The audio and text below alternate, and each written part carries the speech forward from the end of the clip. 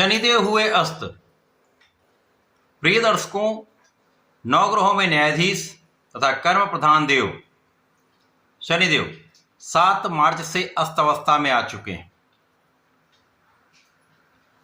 जब भी कोई ग्रह सूर्य के अत्यधिक निकट होता है या सूर्य के साथ युति प्रभाव में होता है तो इस अवस्था में सूर्य के विशेष आभामंडल के समक्ष, सूर्य के विशेष प्रभाव के समक्ष उस ग्रह का प्रभाव निर्बल हो जाता है और ये आभास होता है कि ये ग्रह अस्त हो चुका है।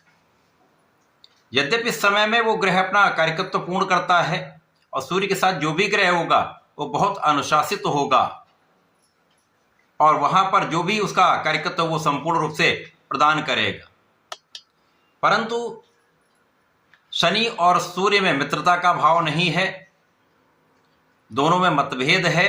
इस कारण से कुछ निर्बलता तो अवश्य आ सकती है, जिसका प्रभाव समस्त राशि के जातकों को प्राप्त हो सकता है। कुछ अच्छे प्रभाव भी मिल सकते हैं, कहीं पर कुछ समस्याएं भी आ सकती हैं। जय श्री गणेश। नमस्कार, मैं आचार्य संजय द्विवेदी। मेरे समस्त प्रबुद्ध दर्शकों का मेरे चैनल पे हार्दिक स्वागत है।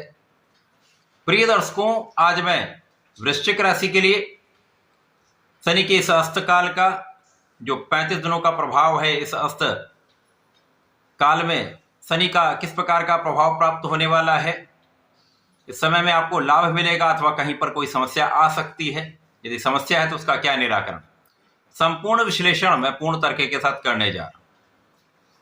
प्रिय दर्शकों, इस राशिफल को आप अपने लग्न तथा राशि दोनों के अनुसार देख सकते हैं। वृश्चिक राशि के लिए यदि हम अवलोकन करें तो मंगल और शनि का समभाव है। वृश्चिक राशि के लिए शनिदेव आपके तृतीय तथा चतुर्थ भाव के स्वामी हैं।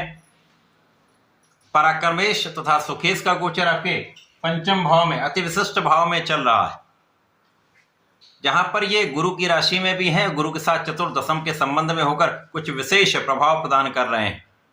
अब जब यहां पर सूर्य के साथ संबंध होने से ये अस्त हो जाएंगे तो कहीं पर शनि का प्रभाव कुछ निर्बल अवश्य होगा, लेकिन यहां पर कुछ विशेष लाभ भी प्राप्त होगा, क्योंकि जब भी शनि सूर्य का संबंध बनता है तो पिता पुत्र का संबंध है।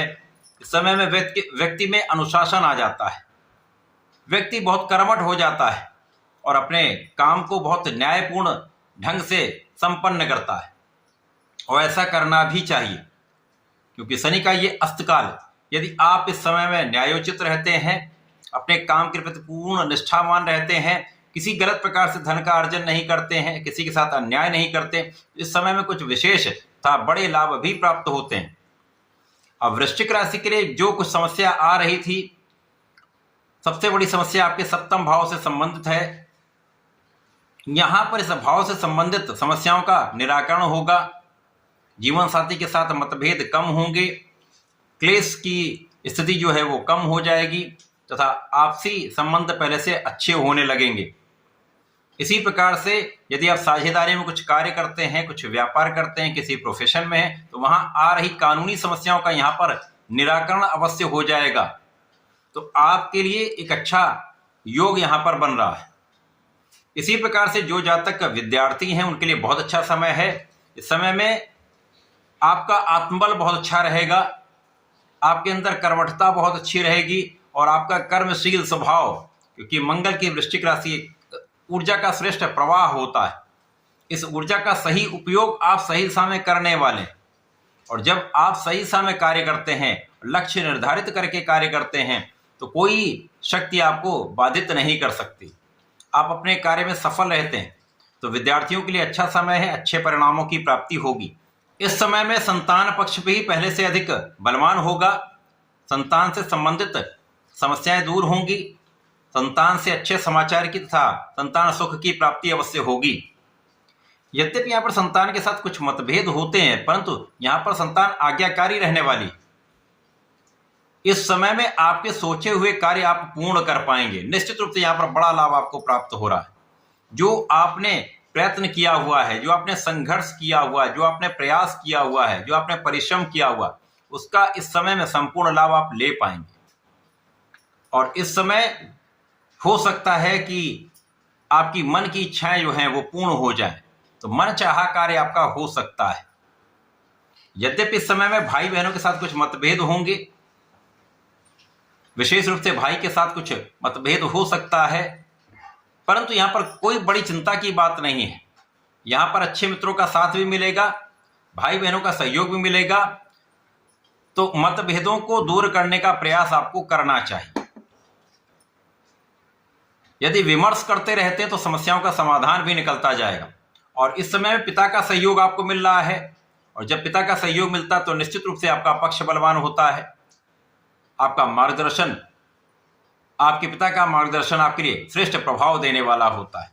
इसी प्रकार से शासन सत्ता का सहयोग, शासन प्रशासन से लाभ, सरकारी नौकरी से लाभ प्राप्त होता है। तो लाभ की स्थिति पहले से अच्छी हो जाएगी और धन की बड़ी मात्रा आपको प्राप्त होने वाली है। धन का श्रेष्ठ लाभ आपको प्राप्त होगा। आप सही मार्ग से धन का अर्जन करने वाले हैं।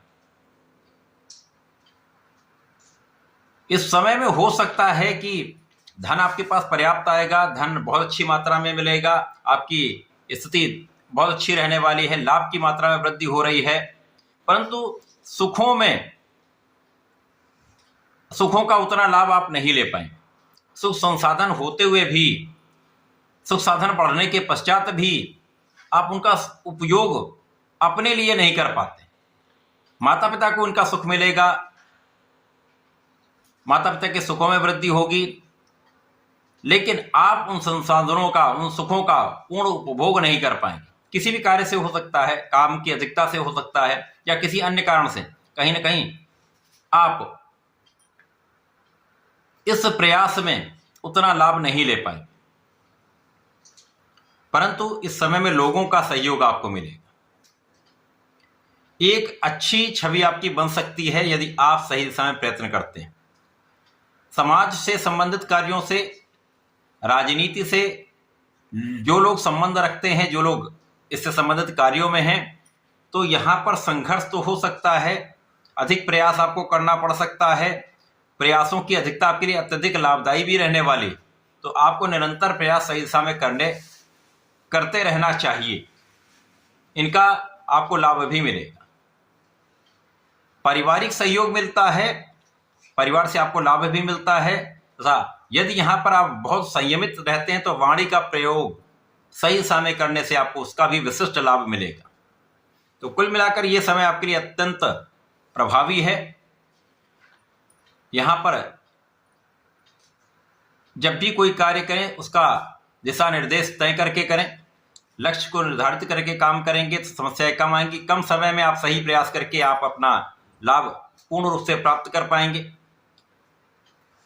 अव्यवस्थित कार्य ना करें, जो भी कार्य करें अनुशासन में करें, न्यायपूर्ण करें, तो इस समय में आपको अच्छा लाभ प्राप्त होगा। इस समय का उपयोग करने के लिए आपको शंकर मोचन श्री बजरंगबली महाराज की शरण में रहकर ओम महाम हनुमते नमः 27 बार जप करना चाहिए। हनुमानाष्टक का नित्य पाठ करना चाहिए तथा प्रत्येक शनिवार को ओम प्राम प्रीम प्रोम स शनिश्चय नमः का एक माला का जप अवश्य करें। इस समय का संपूर्ण उपयोग करके आप लाभ ले पाए। ऐसा करके इसका उपयोग करें। धन्यवाद, नमस्कार।